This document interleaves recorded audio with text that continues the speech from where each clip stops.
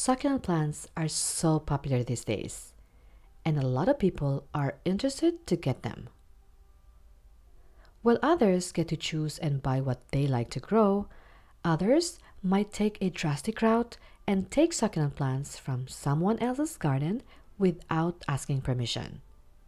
We call it stealing.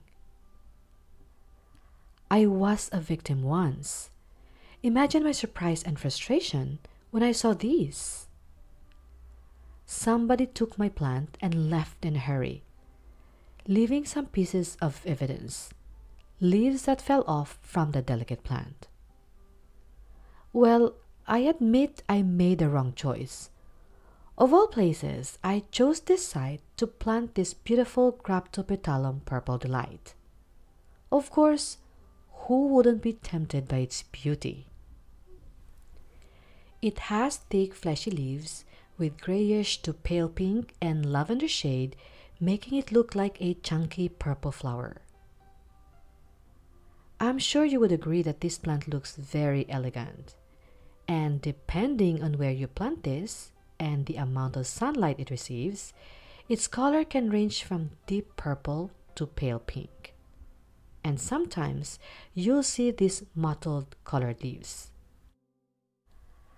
I do not know what causes this mottling of colors.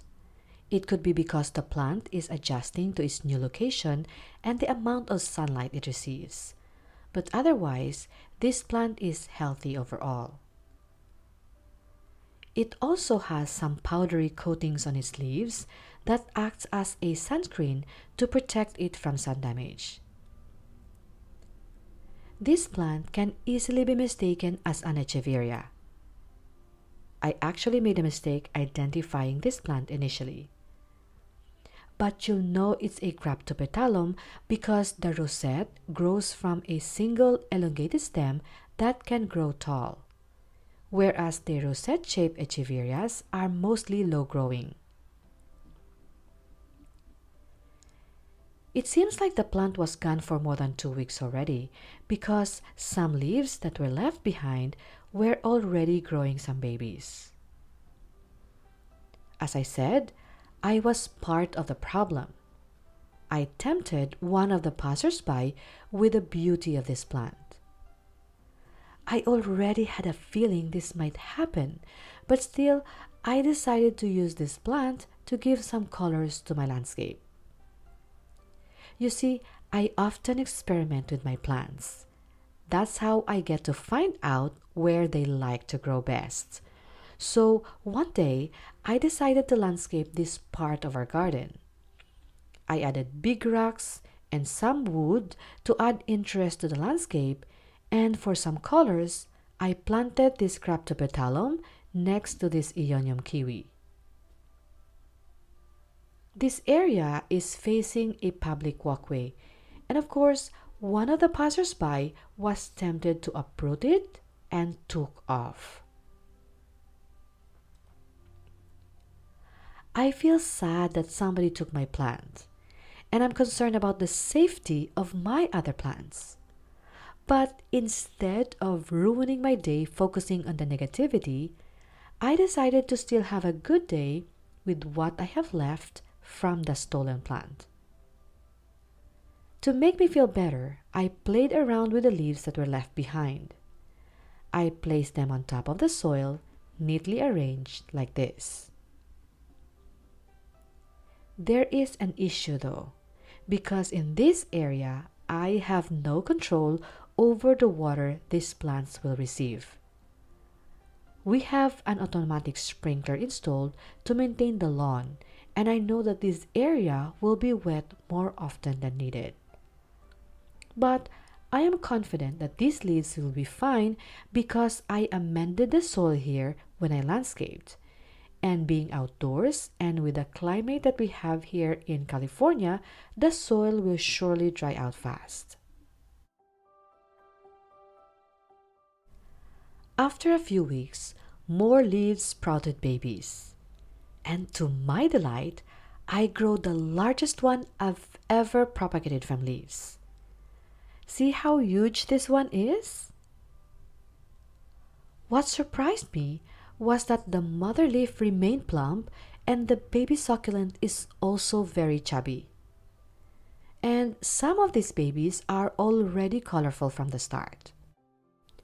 Now, I learned a few lessons from this experience.